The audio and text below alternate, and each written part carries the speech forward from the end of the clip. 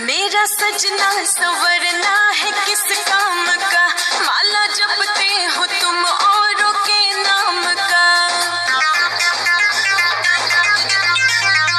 हम मेरा सजना संवरना है किस काम का, माला जपते हो तुम औरों के नाम का।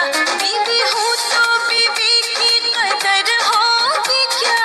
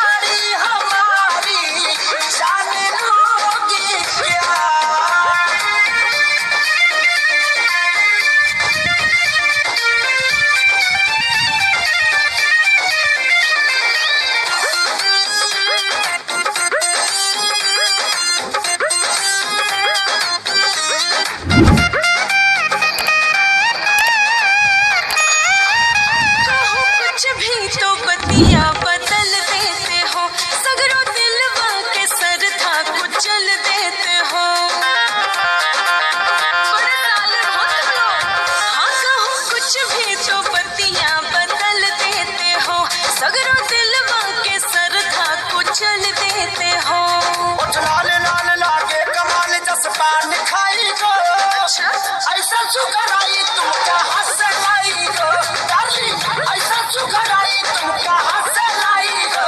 और हमसे भी ज्यादा कोई सुंदर होगी क्या। बोलो। बहिरी के पेट के नीचे साड़ी हमारी जान लोगी क्या। बहिरी के पेट के नीचे साड़ी हमारी जान लोगी क्या।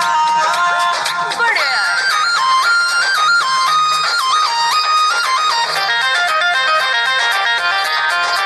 ए पगली, ऐसे रूठा ना हो।